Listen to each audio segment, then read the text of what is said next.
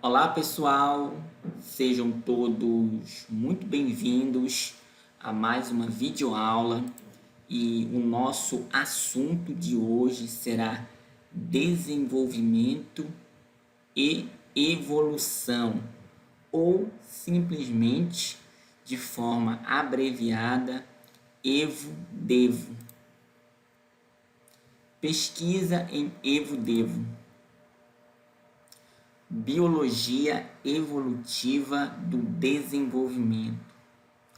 EVO-DEVO, pessoal, é o estudo de como as mudanças nos genes que afetam o desenvolvimento embrionário podem levar a mudanças evolutivas importantes.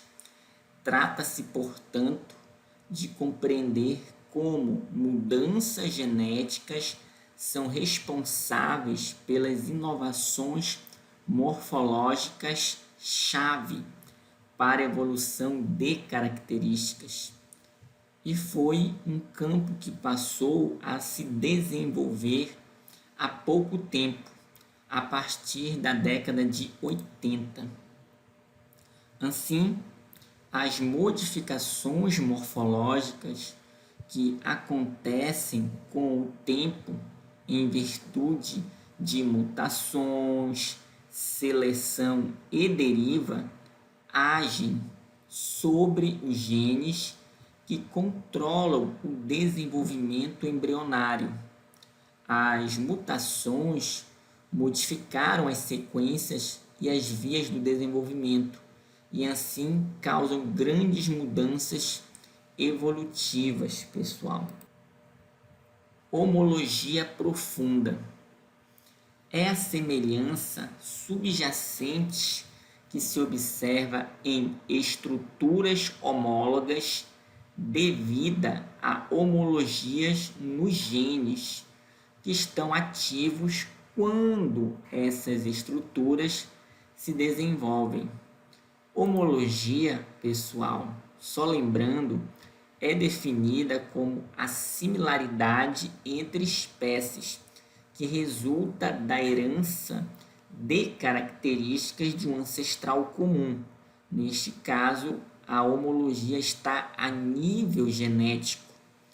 Um exemplo de homologia a nível gênico associado ao desenvolvimento de estruturas homólogas são os genes PEX6, pessoal, que vocês podem estar observando aí na imagem e que são encontrados em camundongos e em Drosophila também, e se assemelham em estrutura e função no desenvolvimento inicial da câmara ocular dos vertebrados e no olho composto dos insetos.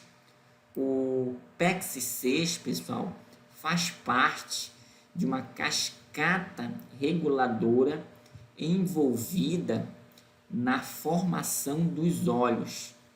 Nas imagens à esquerda, que vocês podem estar observando, o olho de um camundongo com o gene PEX6, tipo selvagem, e um pouco mais aqui embaixo, o alelo mutante, que confere malformação ao globo ocular. E à direita, no canto superior, o olho composto de Drosophila, e abaixo, mau desenvolvimento do olho, causado também por mutação no gene PEX6. Então, nós temos aqui, olha, os genes PEX6, onde nós temos semelhanças estruturais e funcionais no desenvolvimento dos olhos em vertebrados e insetos.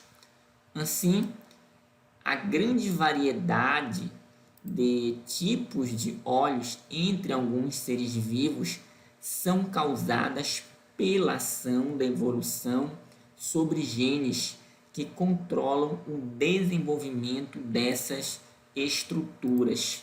Logo, nós temos que a ação da evolução sobre genes que controlam o desenvolvimento é resumido aqui nessas imagens, pessoal. Reprogramação. Reprogramação ou cooptação gênica se refere às novas funções que os genes podem desempenhar no desenvolvimento de características. Ou seja, é quando um gene associado ao desenvolvimento passa a desempenhar um papel novo, diferente do qual executava antes. Um exemplo, pessoal, é o gene Distolese em borboletas. Esse gene de coloração escura, na imagem B, indicado pela seta, que vocês podem estar aqui notando, é revelado por hibridização in situ, em 3 estágios diferentes do desenvolvimento das asas superiores, nessa borboleta cuja espécie é a Pressis coinea. Então, vocês observem aqui os 3 estágios de desenvolvimento. Então, nós temos aqui na imagem em A o broto das asas, na imagem em B a asa parcialmente desenvolvida, pessoal. E aí nós temos a expressão do gene Distolese, que é evidente no ponto onde um A-spot irá se desenvolver. Observem aqui a seta. E na imagem em C, nós temos a asa completamente desenvolvida com o A-spot, que é um anel concêntrico, pessoal, de pigmentos nas asas das borboletas, cuja tradução livre seria mancha ocular. Portanto, pessoal, o Distolese nesta espécie estava envolvido na formação dessa estrutura, que nesse caso aqui é o A-spot, mas em outras espécies de insetos e em humanos esse gene está associado ao desenvolvimento dos apêndices. Portanto, um gene antigo, nesse caso o Distolese, com uma função nova. Então, esse é um caso de reprogramação ou cooptação gênica. Os genes homeóticos. Diversificação nos planos corporais dos animais. O desenvolvimento das diversas partes do corpo de animais e vegetais depende da expressão temporal e espacial de certos genes nas células durante o desenvolvimento embrionário, pessoal. Assim, há sinais moleculares específicos, tanto temporais quanto espaciais, pessoal, responsáveis por informar as células do embrião sobre a sua localização em cada etapa do desenvolvimento, ok? Se esses sinais mudam, ocorrem alterações no desenvolvimento embrionário e também no fenótipo do adulto. Os genes homeóticos têm atividade nas redes de genes que controlam a organização geral do corpo de animais e também de vegetais, pessoal. Assim, os genes homeóticos são genes reguladores que codificam proteínas que controlam a transcrição de outros genes. Esses genes são presentes tanto em invertebrados quanto vertebrados e em muitas plantas. E quando deixam de funcionar corretamente por causa de mutações, por exemplo, pode ocorrer a transformação de um segmento corporal em outro. Assim, as mudanças nos genes homeóticos podem levar a mudanças na organização dos corpos de animais e vegetais, e então há importantes fenótipos novos sobre os quais a seleção natural, por exemplo, poderia atuar. Assim, nos próximos slides, iremos analisar a ação desses genes tanto em animais quanto em vegetais. Os genes homeóticos nos animais. Em animais, os genes homeóticos ROX são encontrados em todos os filos. Os genes ROX expressam fatores de transcrição pessoal e são essenciais para o desenvolvimento, especialmente na definição do eixo antero-posterior. E aqui nós temos algumas características deles. A primeira delas é a seguinte: eles ocorrem em grupos, nesse caso chamados de clusters gênicos, ou seja, grupos de genes que surgiram por duplicação e que também são conservados em todos os grupos animais. Uma outra característica é que apresentam disposição alinhada com a expressão gênica sequencial e quantitativa. Nesse caso, fala-se em colinearidade temporal, espacial e quantitativa. Ou seja, pessoal, os primeiros genes do cluster se expressam no local que será a extremidade anterior daquele embrião e os últimos na extremidade posterior, sendo que os genes que se expressam primeiro apresentam maior quantidade de produto gênico. Uma outra característica é a seguinte: eles possuem uma sequência conservada, chamada de homeobox, para a proteína reguladora. Os genes homeóticos codificam proteínas reguladoras, os chamados fatores de transcrição, a partir das sequências homeobox, que controlam a transcrição de outros genes. Então, aqui nós temos os genes ROX em Drosophila. Os genes homeóticos são encontrados em dois agrupamentos principais, os complexos chamados Bifhorax e Entenepyria.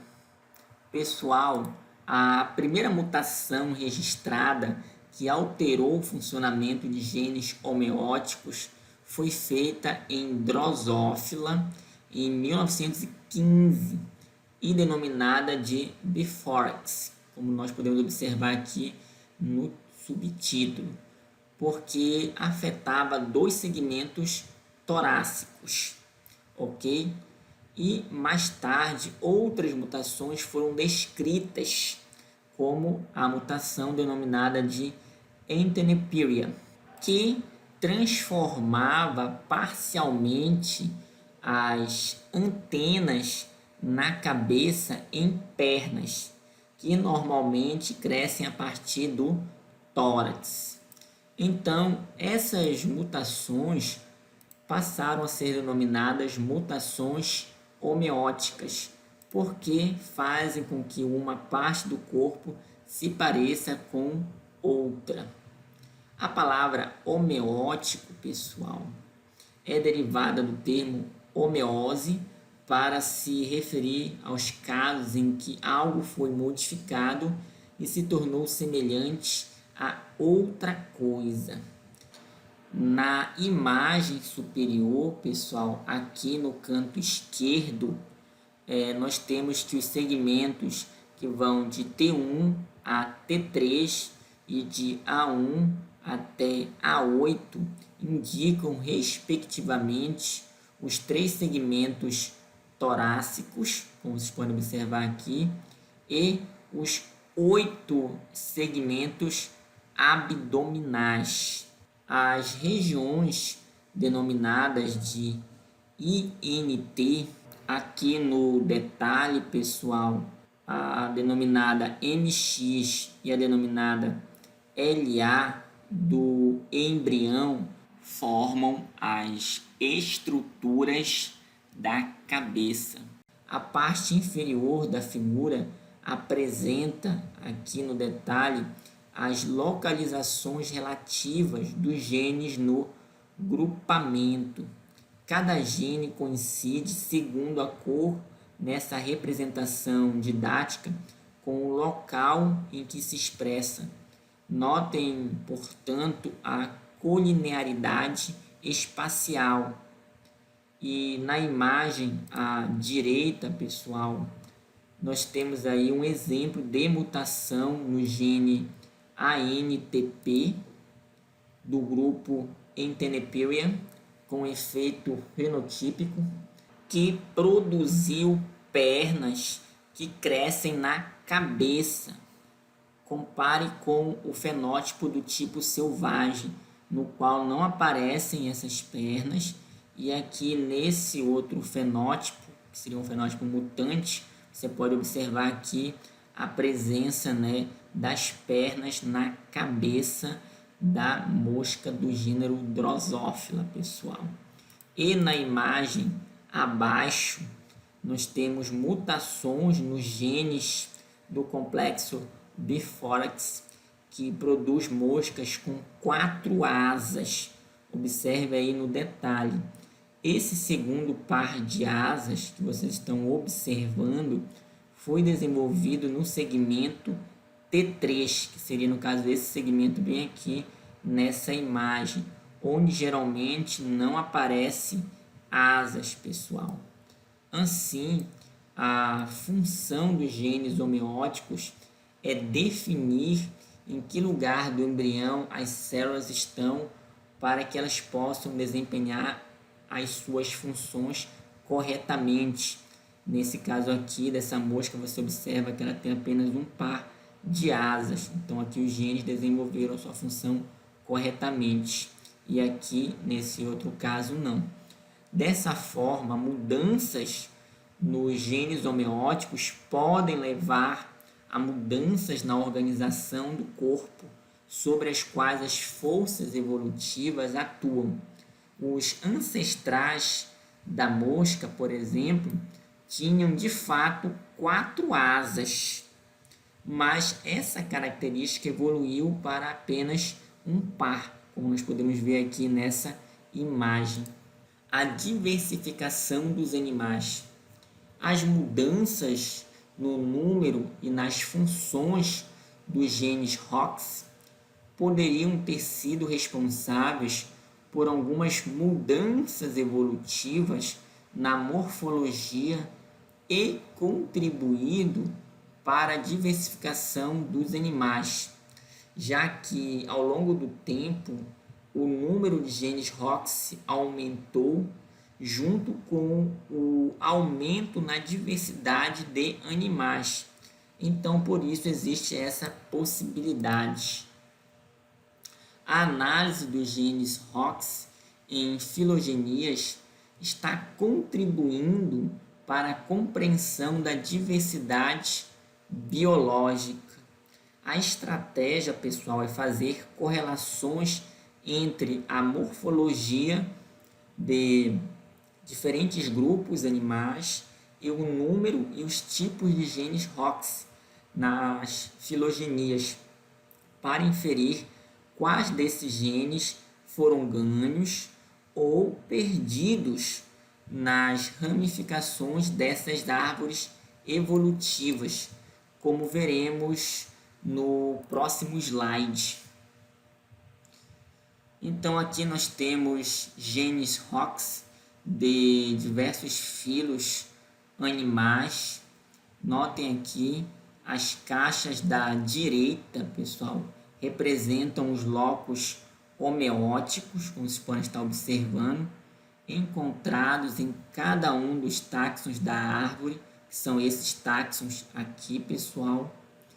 E os genes supostamente homólogos estão alinhados verticalmente, como vocês podem estar aqui observando esse alinhamento vertical. E as linhas verticais brancas agrupam os genes que são claramente homólogos, como nós podemos observar aqui no detalhe, pessoal. Então, os genes chamados de LAB, PB, PDF, pessoal, aqui também no detalhe, o gene chamado de ANTP e o gene chamado de ABDP parecem ser os ancestrais de muitos outros genes do complexo. Então, aqui no detalhe, eles seriam genes ancestrais comuns, pessoal. Além disso, os ancestrais dos espongiários equinidários, como nós podemos observar aqui no detalhe, pessoal, tinham mais genes homeóticos do que os representantes atuais, com cerca de 5 genes homeóticos, como nós podemos observar aqui no detalhe, sugerindo grandes mudanças na quantidade, nesse caso, diminuição e na organização desses genes. Então, aqui nós temos um detalhe, redução no número de genes, pessoal. Além disso, durante a evolução dos vertebrados, aqui no detalhe da filogenia, pessoal, para vocês, o complexo ROX inteiro foi várias vezes duplicado, especialmente os genes ROX posteriores, como nós podemos observar aqui no detalhe, coincidindo provavelmente com a época de tetraploidização, ou seja, a formação dos 4 membros dos vertebrados. Então, aqui nós temos no detalhe aumento no número de genes. Então, aqui de forma didática sendo representado para vocês nesses agrupamentos. Assim, pessoal, o número de genes ROX aumentou muito ao longo da evolução animal e proporcionou a matéria-prima necessária para a seleção natural produzir a diversidade de planos corporais que se verifica atualmente, como nós podemos observar aqui nesses táxons representativos. Então, a evolução de corpos maiores e mais complexos é possível a partir do aumento no número de genes homeóticos devido às mutações, como nós podemos estar observando aqui no detalhe, pessoal. A segmentação dos artrópodes. Além das alterações no número, as mudanças na regulação da expressão dos genes ROX foram significativas para a evolução dos animais. Como foi visto anteriormente, o número de genes ROX tem alta correlação com a diversificação morfológica e a especiação, mas estudos apontam que, além do fator numérico, a forma como os genes ROX são expressos também contribuiu com os processos evolutivos nos animais. Então, aqui nós temos um exemplo, é a segmentação dos artrópodes, pessoal. Os artrópodes são o filo animal mais diversificado, com mais de 1 milhão de espécies, com grande diversidade morfológica devido à sua segmentação corporal, como veremos no próximo slide. Então, nós temos aqui a irradiação dos artrópodes. Notem, pessoal, a diversidade de formas e funções dos segmentos e também dos membros nesses táxons representativos que vocês podem estar aqui observando. Então, embora a estimação da filogenia dos artrópodes seja difícil, os dados atuais reconhecem 4 grupos principais, que nesse caso aqui são os hexapoda, que compreende a maior parte das espécies de artrópodes, inclui todas as espécies de inseto. Então, aqui no detalhe, seria esse primeiro grupo, pessoal. Nós também temos um segundo, que seriam os crustáceos, que são um subfilo do filo Arthropoda, que se destaca pela presença de 2 pares de antenas e um exoesqueleto com carbonato de cálcio. Nós também temos aqui o terceiro grupo, chamado de Myriapoda, pessoal, que agrupa os animais segmentados com um elevado número de pernas, como vocês podem estar aí observando na imagem, como é o caso, por exemplo, das lacraias e os piolhos de cobra. Nós também temos os quelicerados, pessoal, que reúnem os escorpiões, as aranhas, os ácaros, por exemplo. E nós também temos os onicóforos, pessoal, ou vermes aveludados, que são provavelmente os parentes mais próximos dos artrópodes atuais. Trata-se de um grupo de animais segmentados bilaterais e vermiformes terrestres. É importante salientar que esses organismos aqui não são artrópodes.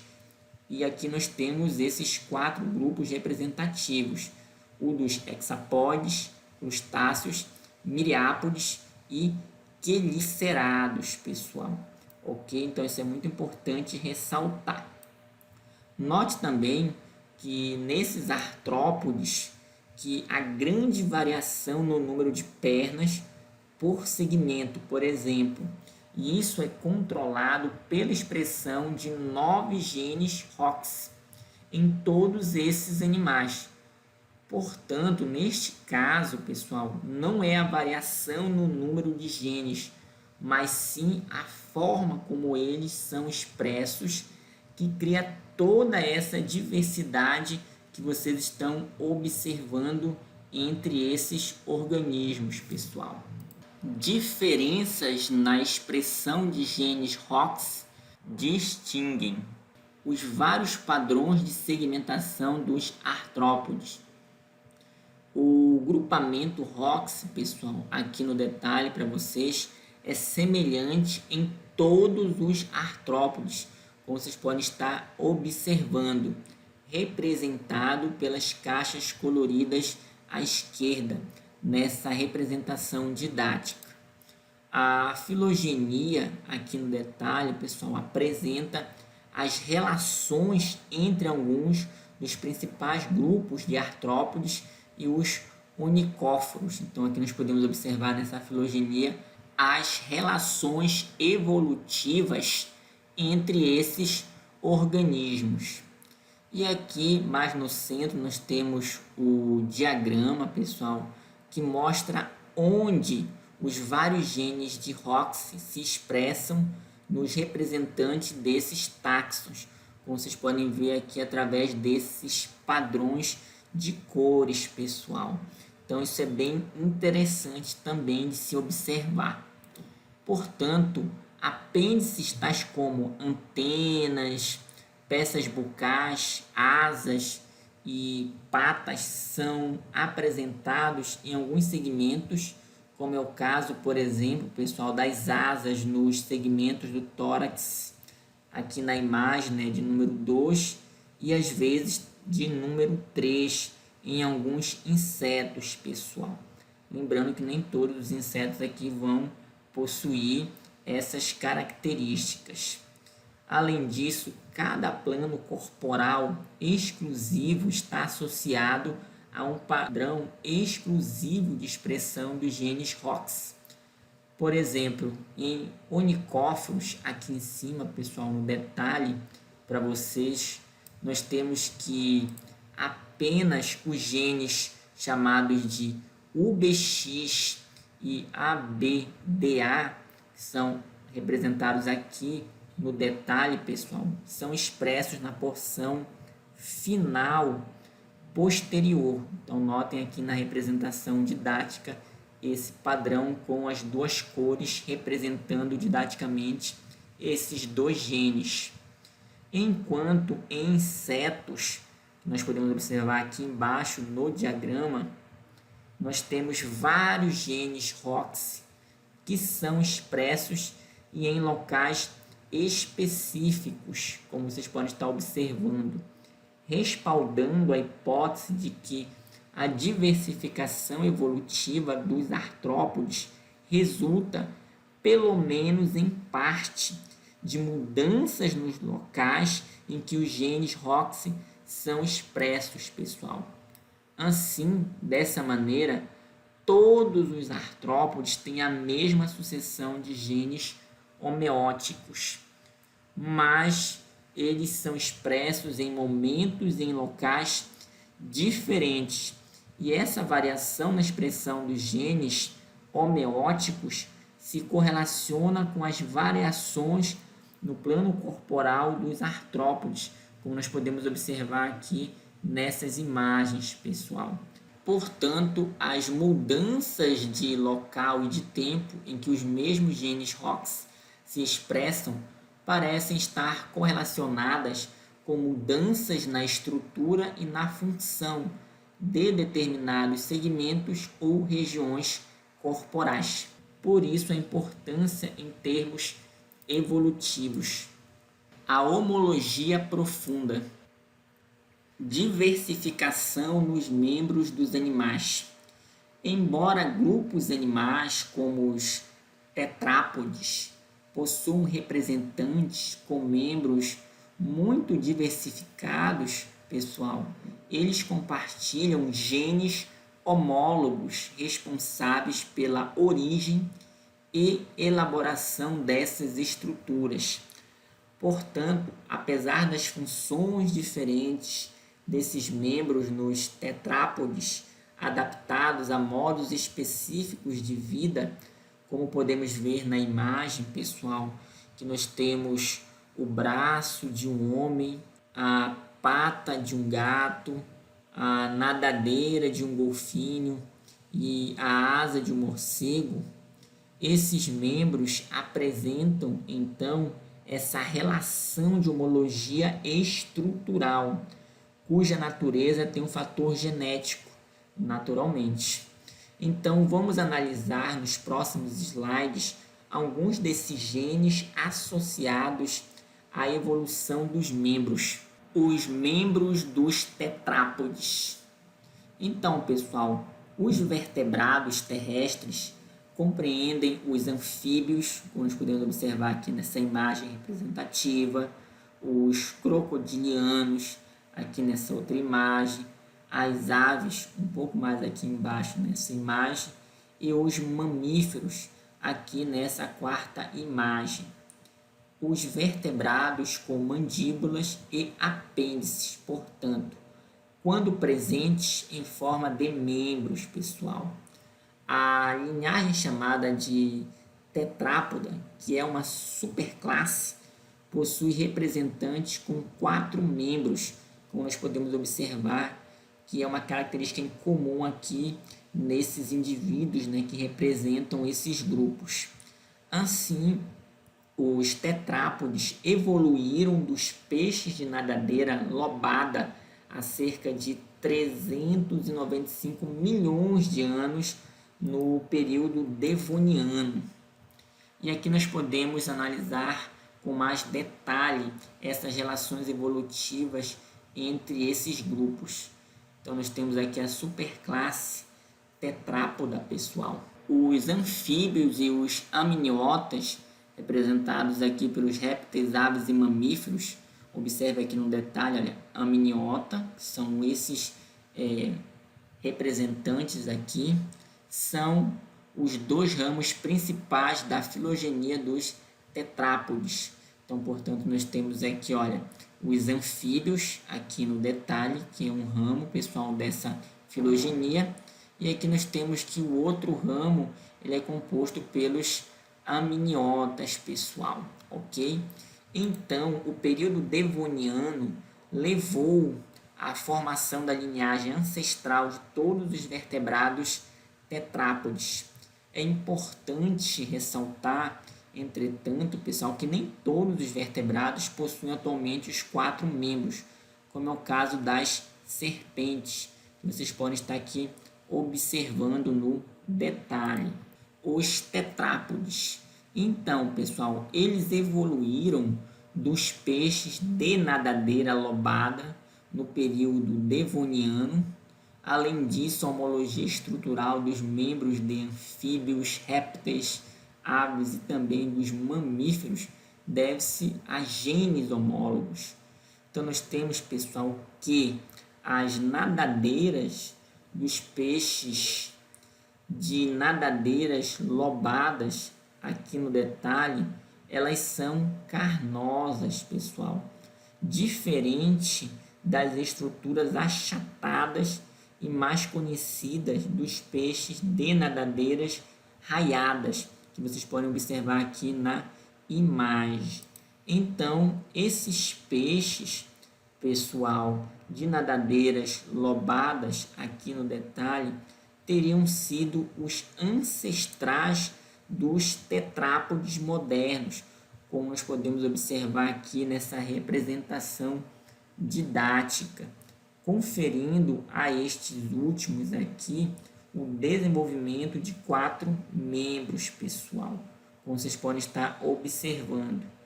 E uma evidência dessa evolução está na homologia entre alguns ossos dos membros anteriores, pessoal, como vocês podem estar observando, dos tetrápodes atuais e dos peixes de nadadeiras lobadas, como no gênero Tiktaalik, pessoal, que vocês podem observar aí na imagem.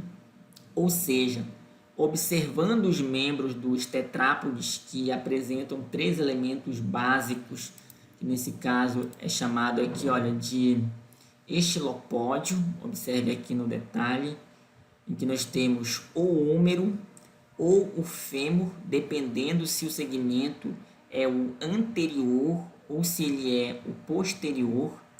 Nós também temos o zigopódio, pessoal, que pode tanto ser o rádio e a ulna, ou a tíbia e a fíbula, dependendo se os segmentos são anteriores ou posteriores. E nós também temos um autopódio, consistindo em elementos pequenos, pessoal. E eles possuem genes homólogos, como os genes ROX, que são expressos em conjunto. Então, nós podemos observar aqui no detalhe, pessoal, de forma diferenciada, dependendo do elemento básico, como nós podemos observar aqui, pessoal, que são esses 3 elementos básicos aqui no detalhe. E também, naturalmente, da espécie. Por exemplo, o gene ROXD11, aqui, olha, no detalhe, expressa-se tardiamente no broto do membro dos tetrápodes, como nos camundongos, como nós podemos estar observando aqui, mas não no peixe zebra, aqui no detalhe, pessoal. Assim, genes que têm atividade no desenvolvimento dos membros se expressam em momentos e em locais diferentes, como nós podemos observar aqui no detalhe do camundongo, em que esse gene ROXD11 ele vai se expressar de forma diferenciada quando comparado à expressão dele no peixe zebra, pessoal. Os membros dos artrópodes. Então, pessoal, a diversificação ecológica dos artrópodes acompanhou o aperfeiçoamento da inovação morfológica, que é regulada por vários genes, como os homeóticos. Por exemplo, a decisão sobre o tipo de membro que se desenvolverá é controlada por genes homeóticos, que determinam o desenvolvimento dos membros com base na posição deles no embrião. Portanto, mudanças na regulação gênica podem ter desempenhado um papel na evolução dos apêndices, como os apêndices não ramificados, chamados de unirreme, que nós podemos observar aqui nessa imagem, pessoal, ou ainda os apêndices com 2 ramos, chamados de birreme, que nós também podemos observar aqui no detalhe, pessoal. Observem aqui a ramificação dele, tudo bem? E, consequentemente, essas mudanças podem ter contribuído na irradiação dos artrópodes, como nós podemos observar hoje pelo grande número de espécies que esse filo possui. Mudanças de tempo e de localização da expressão gênica parecem afetar o padrão de ramificação dos membros dos artrópodes, pessoal.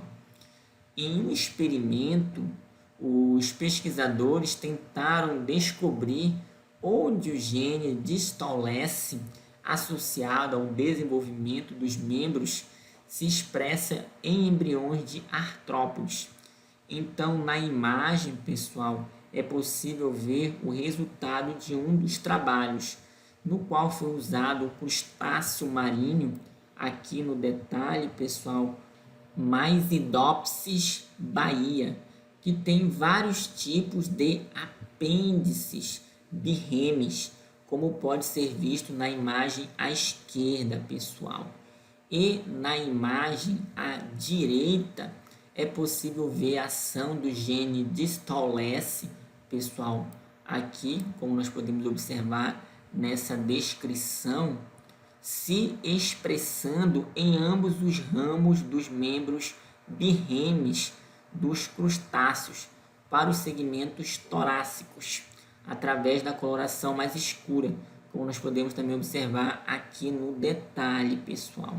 Neste crustáceo, pessoal, sabe-se que no tórax, como nós podemos observar aqui, olha, no detalhe, os membros crescem de forma independente pela ação do distolese, ou seja, a expressão do gene varia espacialmente.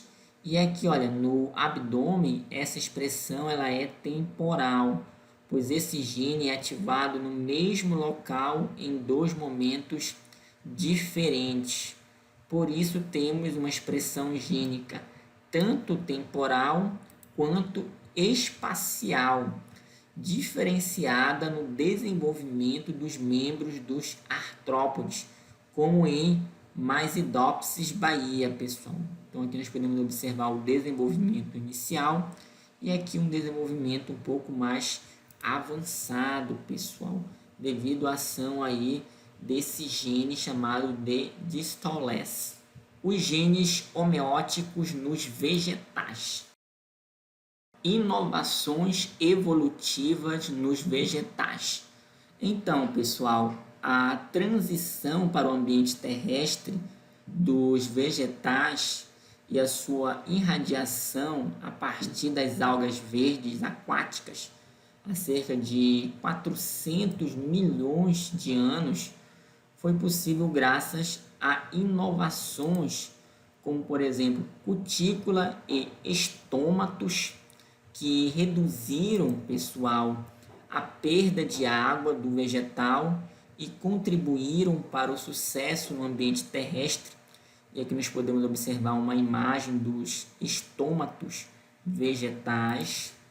Nós também temos tecido vascular como uma inovação para os vegetais que começaram a se diversificar no ambiente terrestre e que proporcionou o transporte de água e nutrientes, pessoal, contribuindo para o aumento no tamanho corporal.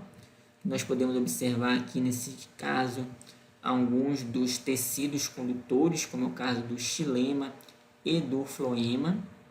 Nós também temos aqui o pólen e sementes, que possibilitaram a reprodução independente de um ambiente aquático e contribuíram para a propagação dos vegetais, especialmente aqui no caso das sementes, que possibilitam essa propagação.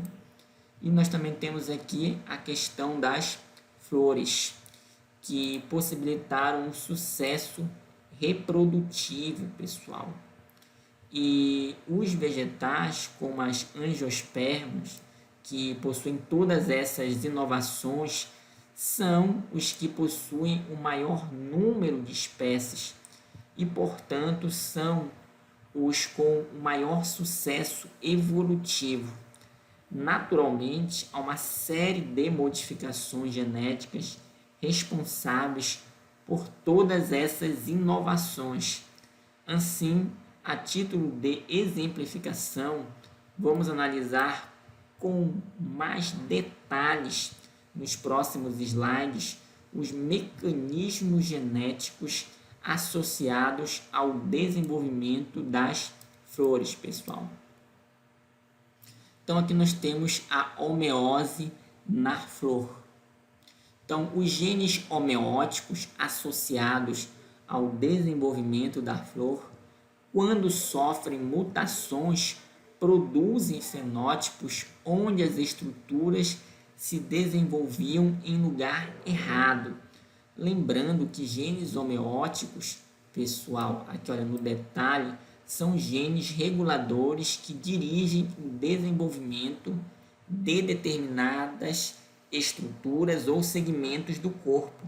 E quando sofrem mutações, as estruturas do corpo, tanto em animais como em vegetais, podem se desenvolver em lugares errados.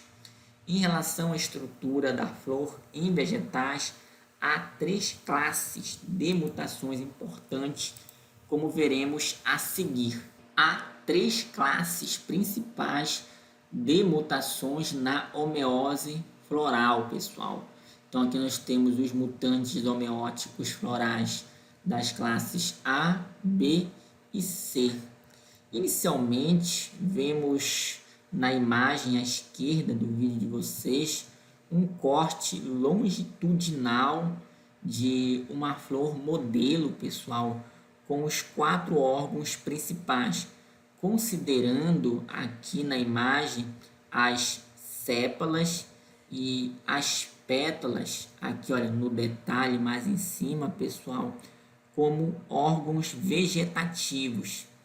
E aqui, pessoal, considerando o estame e o carpelo como órgãos reprodutivos. E na imagem à direita, pessoal, vista de cima para baixo, como vocês podem notar, mostrando como os 4 órgãos principais estão aqui, olha, arranjados, pessoal, em espiras e numerados de fora para dentro nessa representação didática.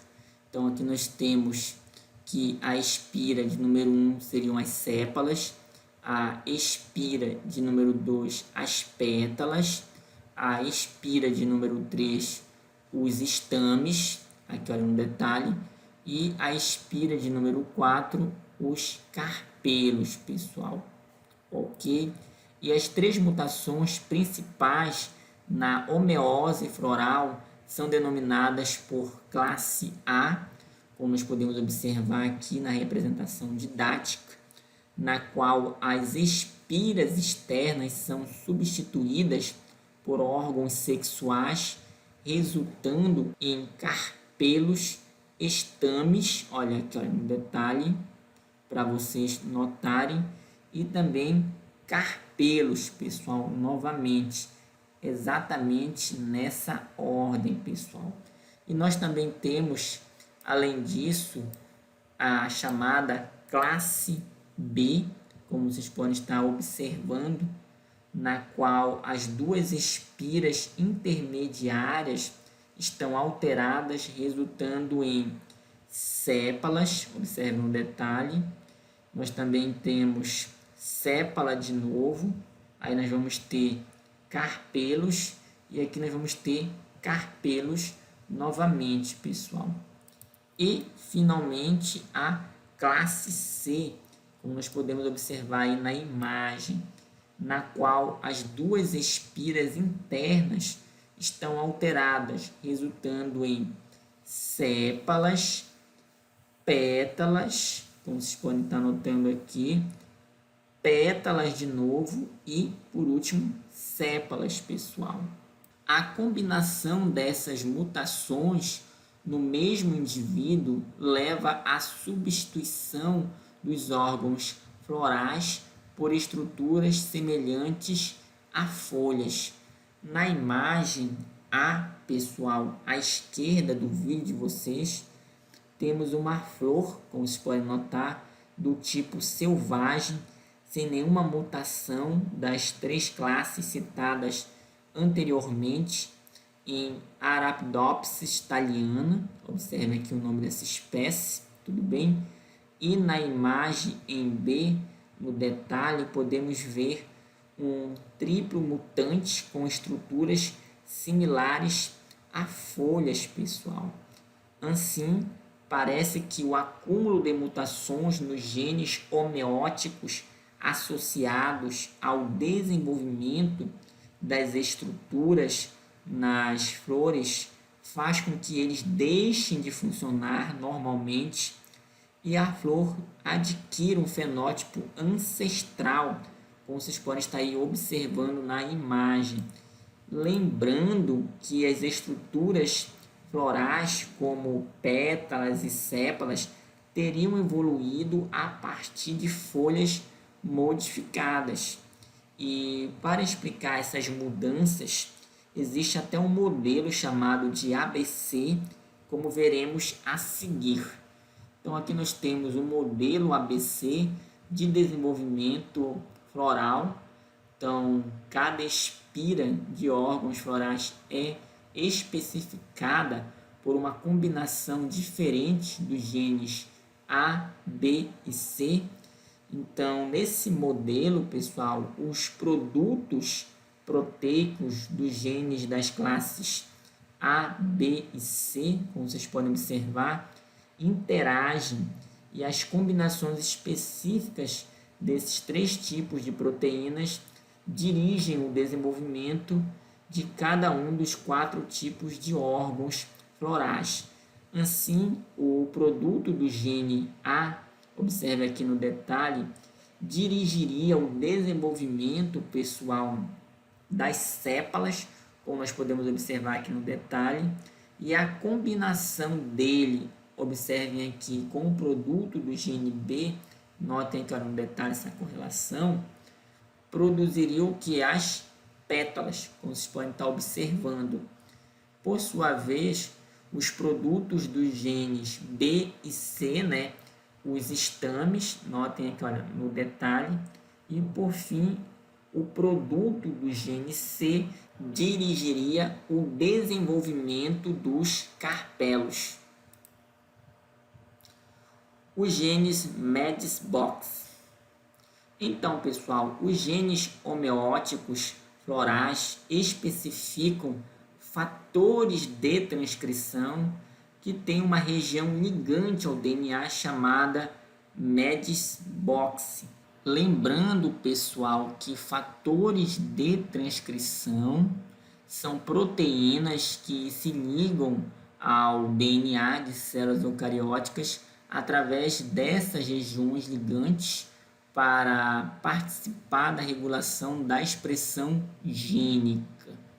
Então, aqui nós podemos observar, pessoal, os genes correspondentes, observe aqui no detalhe, a cada uma das 3 classes no modelo ABC, pessoal.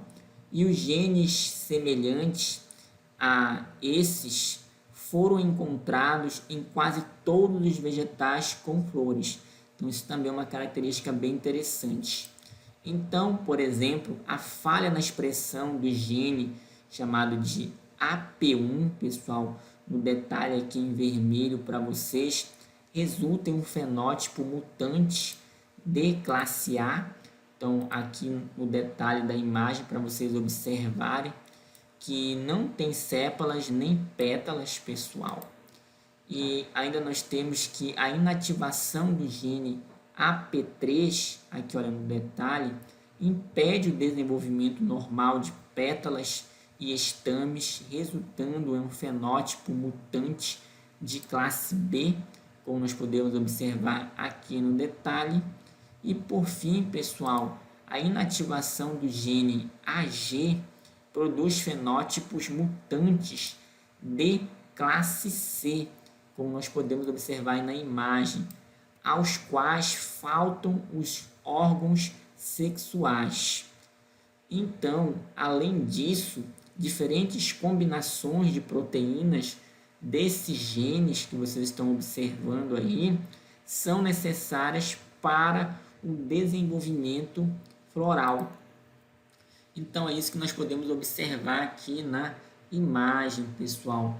Essa interação entre esses produtos gênicos desses genes reguladores. E uma outra coisa importante é o seguinte, que um gene controlador mestre, chamado LIF, regula a expressão dos genes ABC. Então, pessoal, a proteína LFY ativa a expressão dos genes AP1, AP3 e também AG nas células, dando início ao desenvolvimento floral. Então, pessoal, essa proteína LFY, ela ativa a expressão desses genes das classes A, B e C nas células apropriadas das 4 espiras, como nós podemos observar aqui, pessoal, do broto floral, dando início à especificação de sépalas, pétalas, estames e carpelos, pessoal, como nós podemos observar na imagem. Note na imagem, aqui à esquerda, as setas laranjas, indicando o alvo da ação do gene LIF. Então, aqui nós temos esse gene mestre, e aqui nós temos os alvos desse gene, pessoal, que às vezes pode ser diretamente um gene do modelo ABC, como nesse caso aqui, pessoal, que vocês estão observando aí na imagem, ou um outro gene intermediário, como é representado aqui nesses casos, pessoal, que vocês podem estar observando aí, né? E esses genes intermediários, portanto, eles vão atuar depois sobre os genes do modelo ABC. Portanto, o que temos é uma rede de genes reguladores dirigindo o desenvolvimento floral, como nós podemos estar aí observando a ação desses produtos gênicos sobre outros genes reguladores, pessoal. Então, isso aí, de fato, é bem interessante. Origem e diversificação nos genes florais. Então, pessoal, os genes que dirigem o desenvolvimento da flor evoluíram de genes que tinham outras funções em grupos sem flores. Ou seja, muitos vegetais sem flores, como samambaias, apresentam genes homólogos aos genes como o gene LIF e o gene AG da classe C, que dirigem o desenvolvimento das flores. Mas no caso de vegetais terrestres sem flores, esses genes estão envolvidos na formação das estruturas reprodutivas, pessoal. E em algas verdes, como nós podemos observar aqui no detalhe, eles dirigem a diferenciação das células reprodutivas. Portanto, pessoal, nós temos aqui um caso de reprogramação gênica. As mutações e a seleção natural atuaram sobre os genes que controlam o desenvolvimento da flor, contribuindo para a diversificação da morfologia floral, como nós podemos estar aqui observando nesses diferentes exemplos, pessoal, de flores.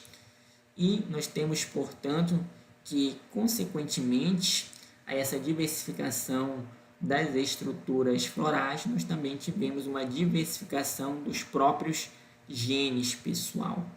Então, a mutação e a seleção produziram a diversidade de formas e de tamanhos de flores observada atualmente.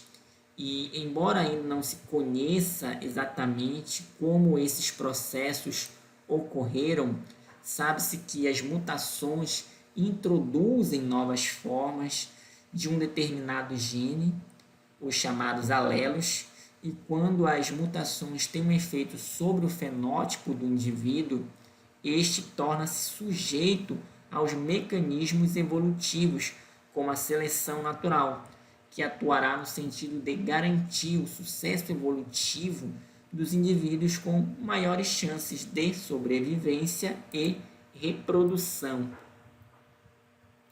Fronteiras na pesquisa em Evo-Devo. Então, pessoal, nós temos sistemas e estruturas não modelares. Como vocês podem observar, a pesquisa atual em Evo-Devo está se expandindo para investigar a evolução de uma diversidade de estruturas, além dos organismos modelo, que nós sabemos que são os clássicos, né? Então, no passado, a pesquisa em Evo-Devo concentrou-se em organismos modelo, tais como Drosophila melanogaster, Arabidopsis thaliana.